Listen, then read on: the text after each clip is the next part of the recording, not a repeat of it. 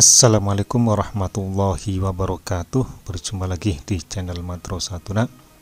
Pada kesempatan kali ini kita akan membahas pelatihan penyusunan bahan ajar berbasis media pada materi 3.1 konsep penyusunan bahan ajar.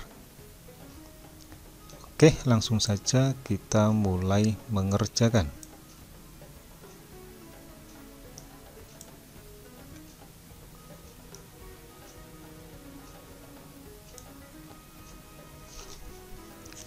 Soal pertama, apa manfaat penggunaan media pembelajaran dalam bahan ajar? A. Meningkatkan keterbatasan akses informasi. B. Hanya bersifat hiasan. C. Memudahkan pemahaman konsep. Dan D. Menambah beban kerja guru.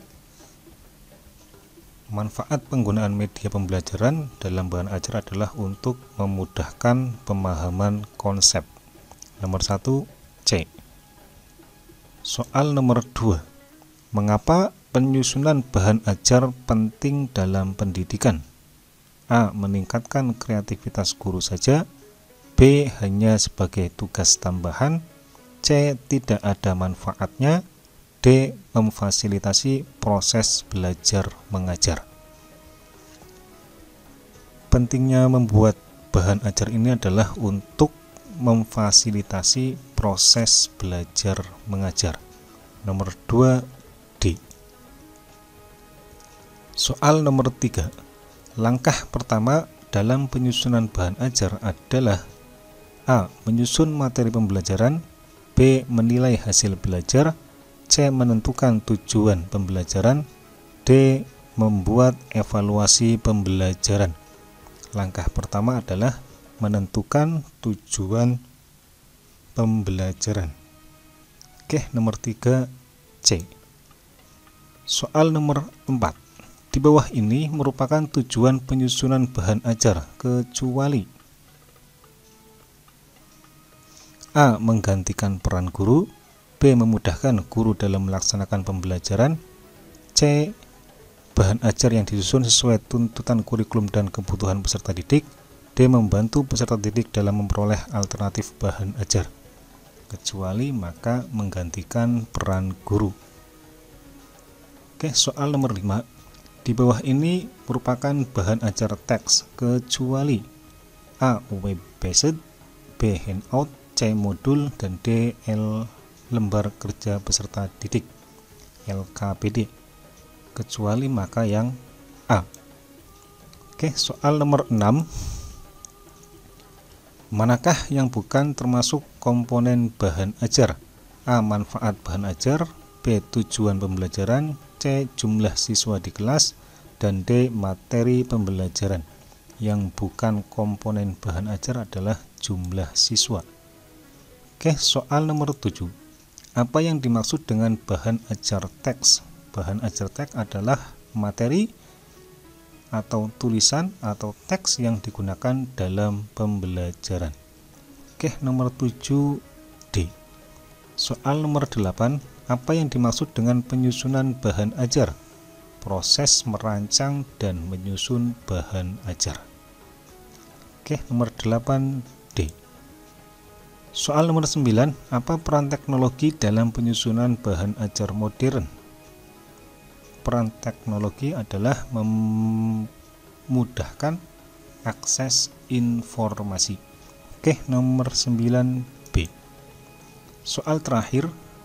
Segala bentuk bahan yang digunakan untuk membantu guru atau instruktur dalam melaksanakan kegiatan belajar mengajar di kelas disebut bahan ajar. Oke, nomor 10B. Kita selesai ujian? Ya, saya yakin. Alhamdulillahirabbil alamin, mendapatkan skor 100. Kita lanjutkan ke materi berikutnya.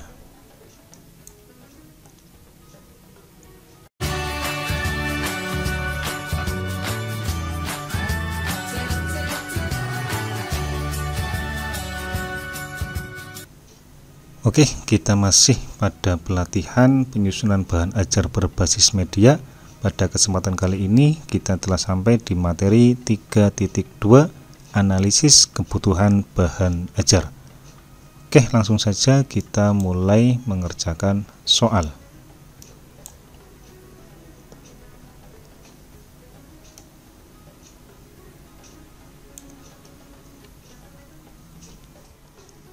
Soal pertama, mengapa penting melakukan analisis kebutuhan bahan ajar sebelum pembuatan materi pembelajaran? Karena agar bahan ajar dapat memenuhi kebutuhan siswa dan tujuan pembelajaran. Makanya kita harus menganalisis kebutuhan bahan ajar sebelum pembuatan materi pembelajaran. Oke, nomor 1 B. Soal nomor 2. Apa yang dimaksud dengan mengidentifikasi tujuan pembelajaran dalam konteks analisis kebutuhan bahan ajar? Yang dimaksud adalah merumuskan hasil yang diharapkan dari proses pembelajaran. Oke, nomor 2A. Soal nomor 3. Mengapa penting melibatkan para pengajar dalam analisis kebutuhan bahan ajar? Karena agar pengajar dapat memberikan wawasan tentang kebutuhan siswa dan proses pembelajaran. Oke, nomor 3D. Soal nomor 4. Apa langkah awal dalam melakukan analisis kebutuhan bahan ajar? Langkah awalnya adalah mengidentifikasi tujuan pembelajaran dan kebutuhan siswa. Oke, nomor 4A. Soal nomor 5, mengapa penting memahami gaya belajar siswa dalam analisis kebutuhan bahan ajar? Karena agar bahan ajar dapat disesuaikan dengan kebutuhan dan preferensi belajar individu. Makanya kita harus memahami gaya belajar siswa. Oke, nomor 5A. Soal nomor 6. Bagaimana langkah-langkah umum dalam melakukan analisis kebutuhan bahan ajar? Langkah-langkahnya adalah identifikasi tujuan pembelajaran dan kebutuhan siswa, lalu kita memilih metode pengajarannya. Oke, nomor 6A. Soal nomor 7. Apa manfaat melakukan evaluasi berkelanjutan terhadap bahan ajar setelah digunakan? Manfaatnya adalah agar bahan ajar dapat terus diperbaiki dan disesuaikan dengan perkembangan kebutuhan siswa. Oke, nomor 7D. Soal nomor 8. Apa yang dimaksud dengan analisis kebutuhan bahan ajar? Analisis kebutuhan bahan ajar adalah penelitian untuk menentukan kebutuhan siswa dan tujuan pembelajaran. Oke, nomor 8A. Soal nomor 9. Apa yang perlu diperhatikan saat mengidentifikasi kebutuhan siswa dalam analisis kebutuhan bahan ajar? Yang perlu diperhatikan adalah memahami gaya belajar siswa dan kebutuhan belajar mereka. Oke, nomor 9A. Soal terakhir, apa yang dapat menjadi sumber informasi utama dalam melakukan analisis kebutuhan bahan ajar?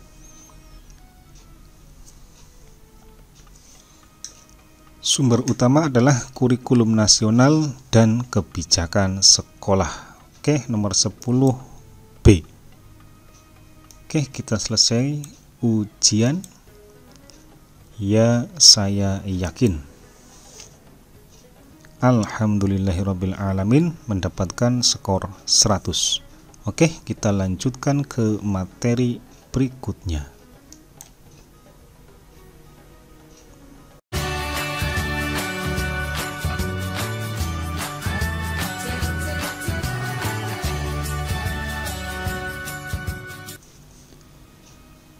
Terima kasih masih melanjutkan video ini.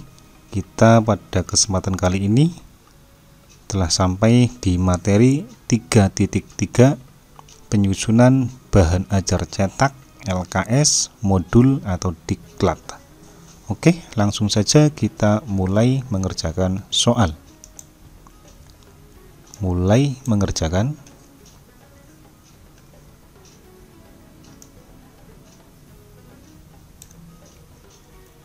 Soal pertama, keuntungan utama penggunaan modul sebagai bahan ajar adalah A. Kemampuan untuk menyajikan informasi secara linear. B. Kemampuan untuk memfasilitasi pemahaman melalui tulisan dan visual. C. Meminimalkan keterlibatan siswa dalam pembelajaran. D. Tidak memerlukan revisi atau pembaruan secara berkala. Keuntungan utama penggunaan modul adalah kemampuan untuk menyajikan informasi secara linear. Nomor 1 A. Soal nomor 2. Apa yang membedakan modul sebagai jenis bahan ajar teks? Modul lebih cenderung bersifat interaktif. Oke, nomor 2 D. Soal nomor 3. Karakteristik bahan ajar teks adalah materi pembelajaran yang disajikan dalam bentuk tulisan. Karena ini teks maka bentuknya tulisan. Oke, nomor 3 C. Soal nomor 4. Apa tujuan utama dari pembuatan poster sebagai bahan ajar teks? Tujuan utamanya adalah untuk menggambarkan atau memvisualisasikan informasi dengan grafik dan gambar. Oke, nomor 4 C. Soal nomor 5. Bagaimana cara meningkatkan efektivitas bahan ajar teks? Cara meningkatkannya adalah menambahkan elemen visual seperti gambar atau diagram. Oke, nomor 5 A. Soal nomor 6. Manakah dari berikut ini yang dapat dianggap sebagai karakteristik modul yang baik? Modul yang baik adalah memiliki struktur yang terorganisir dengan jelas dan panduan belajar yang jelas. Oke, nomor 6 C. Soal nomor 7. Berikut ini termasuk dalam jenis bahan ajar cetak adalah buku teks, handout, dan modul. Oke, nomor 7 C. Soal nomor 8. Bagaimana modul dapat meningkatkan fleksibilitas dalam pembelajaran? Dengan menyediakan berbagai metode pengajaran dan evaluasi. Oke, nomor 8 D. Soal nomor 9. Apa keunggulan utama dari penggunaan bahan ajar teks? Keunggulan utama adalah memfasilitasi pemahaman melalui tulisan. Oke, nomor 9 B. Soal terakhir. Apa yang dimaksud dengan bahan ajar teks? A. Bahan ajar yang menggunakan media cetak. B. Bahan ajar yang hanya berupa teks tanpa media lainnya. C. Bahan ajar yang hanya tersedia dalam bentuk video. Atau D. Bahan ajar yang disediakan dalam format elektronik. Yang paling tepat adalah bahan ajar teks adalah bahan ajar yang hanya berupa teks tanpa media lainnya. Ini kurang tepat. Yang tepat yang A, menggunakan media cetak.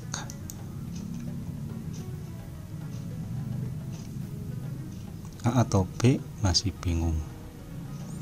Oke, kita pilih yang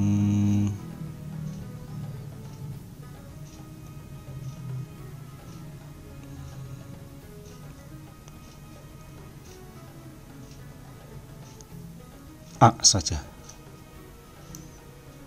Oke, selesai ujian. Ya, saya yakin. Alhamdulillahirabbil alamin, mendapatkan skor 100.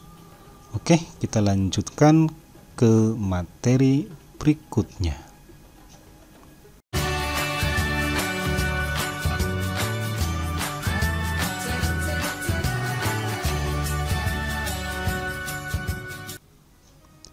Oke, kita lanjut pada materi 3.4, praktik pembuatan bahan ajar non-teks computer based learning. Oke, mulai mengerjakan latihan.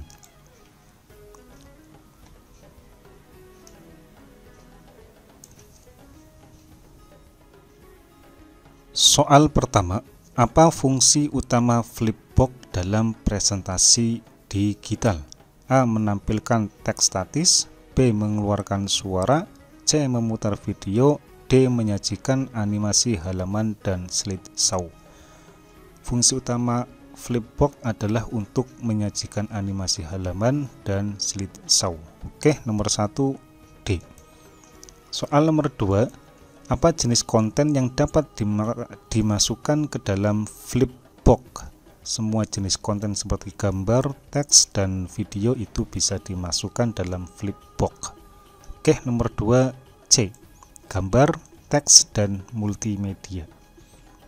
Soal nomor 3, setelah kita masuk pada halaman tampilan Canva, apa yang harus kita pilih untuk menuju ke Flipbook?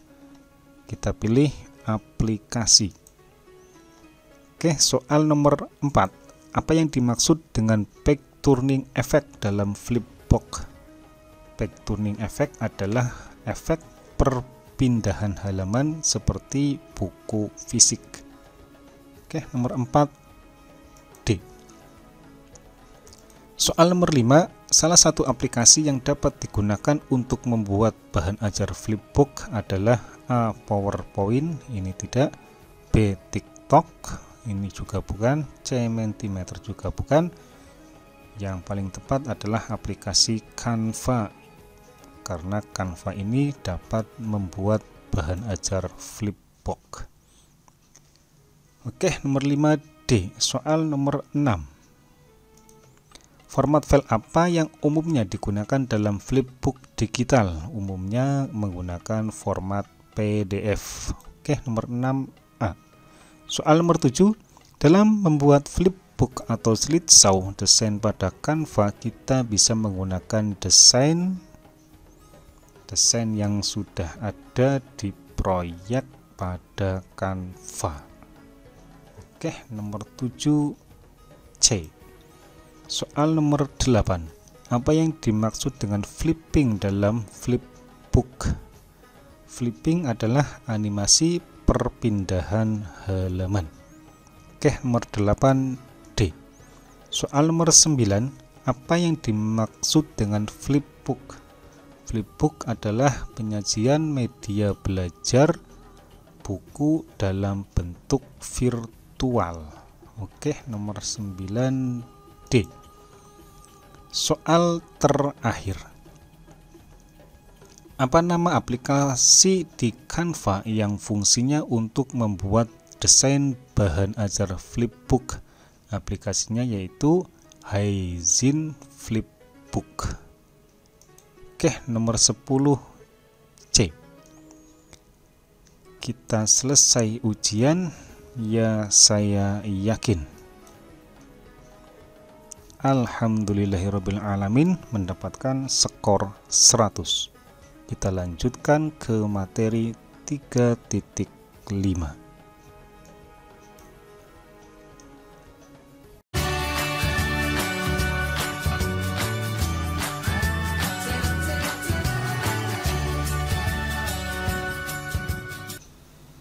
Terima kasih masih menonton video ini. Kita pada kesempatan ini telah sampai di materi 3.5, pembuatan bahan ajar komik pembelajaran. Oke, langsung saja kita mulai mengerjakan soal.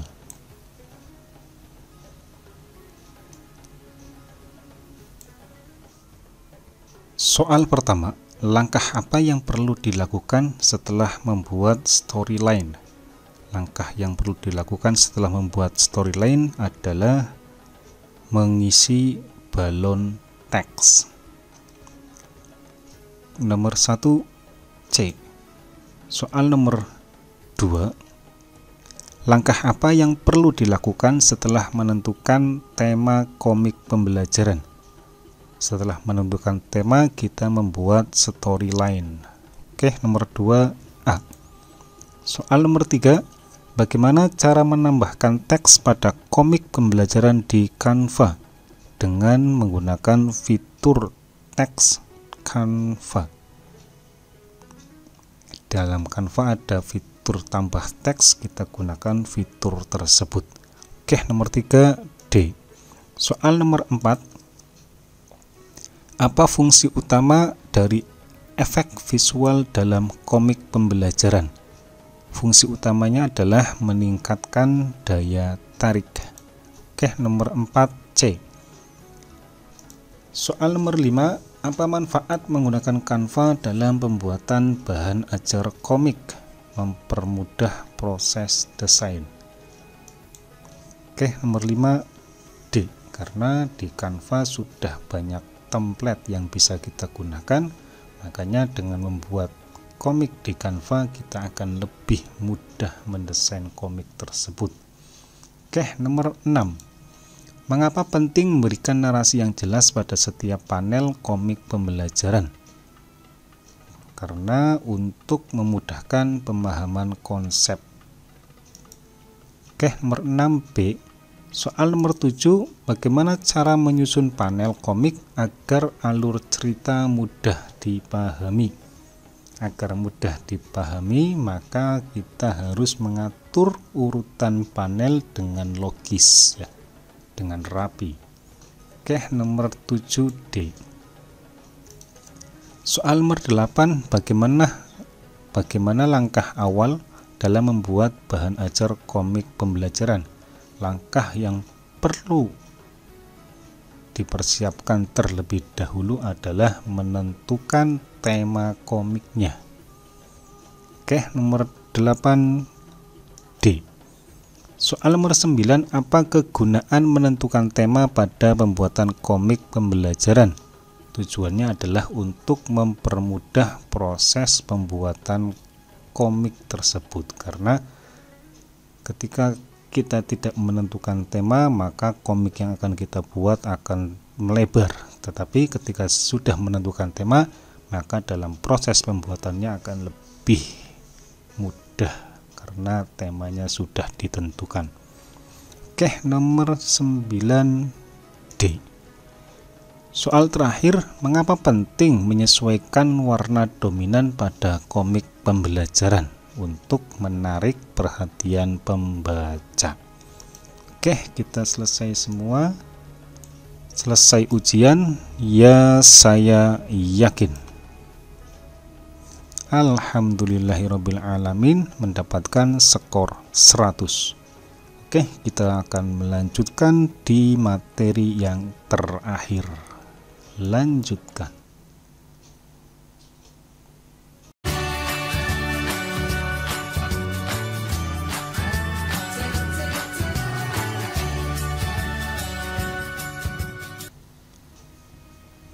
Oke, kita telah sampai pada materi terakhir, penyusunan bahan ajar hipermedia.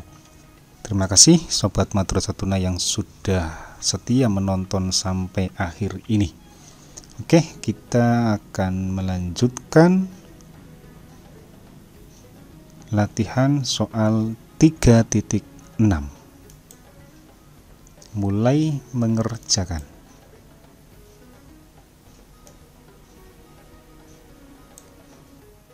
Soal pertama, apa yang dimaksud dengan hipermedia dalam konteks pembuatan bahan ajar? Hipermedia dalam konteks pembuatan bahan ajar adalah media yang memuat hiperlink untuk menghubungkan informasi. Oke, nomor 1 C.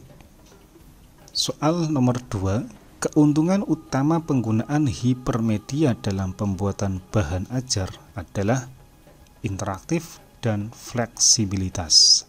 Tentunya media yang kita buat akan terlihat interaktif. Oke, nomor 2D. Soal nomor 3. Apa yang dimaksud dengan hyper dalam konteks hipermedia? Hyper adalah menunjukkan proses perpindahan antara media yang tidak linear. Artinya ketika kita mengklik suatu link maka akan memunculkan media tersebut. Oke, nomor 3B. Soal nomor 4. Apa keuntungan menyematkan asesmen atau kuis interaktif dalam bahan ajar hipermedia? Keuntungannya yaitu kita dapat mengukur pemahaman pengguna terhadap materi. Oke, nomor 4C. Soal nomor 5. Bagaimana cara mengoptimalkan aksesibilitas dalam bahan ajar hipermedia? Cara mengoptimalkannya yaitu dengan menyediakan teks alternatif untuk media non-teks. Oke, nomor 5D. Soal nomor 6. Mengapa penting melakukan uji coba pengguna terhadap bahan ajar hipermedia? Karena untuk mengidentifikasi masalah navigasi dalam pengalaman penggunanya. Oke, nomor 6A. Soal nomor 7, bagaimana peran multimedia dalam pembuatan bahan ajar hipermedia? Peran multimedia adalah meningkatkan interaktivitas dan memahamkan konsep. Oke, nomor 7D. Soal nomor 8, apa perbedaan utama antara hypertext dan hypermedia? Hypertext hanya berisikan teks, sedangkan hipermedia dapat mencangkup berbagai jenis media seperti gambar atau animasi atau video. Oke, nomor 8B. Soal nomor 9, mengapa desain navigasi yang baik sangat penting dalam pembuatan bahan ajar hipermedia? Desain navigasi yang sangat penting. Kenapa sangat penting? Karena untuk memastikan bahwa pengguna dapat dengan mudah menemukan informasi yang telah kita sediakan dalam bahan ajar hipermedia itu. Oke, nomor 9B. Soal terakhir, apa yang dimaksud dengan interaktivitas dalam konteks hipermedia? Interaktivitas maksudnya yaitu kemampuan pengguna untuk berinteraksi dengan konten yang kita buat. Oke, nomor 10B. Oke, kita sudah selesai semua, selesai ujian. Ya, saya yakin. Alhamdulillahirabbil alamin, mendapatkan skor 100. Oke, kita selesai pelatihan.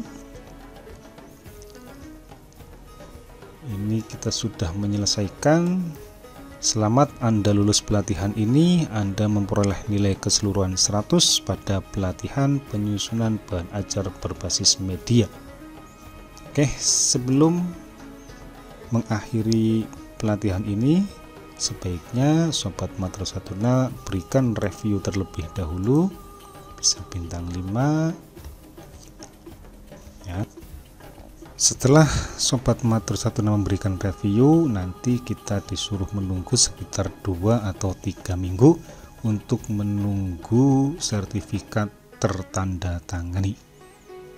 Oke, terima kasih Sobat Madrasatuna yang telah setia menonton video ini dari awal sampai akhir. Semoga bermanfaat. Sekian dari saya. Wassalamualaikum warahmatullahi wabarakatuh.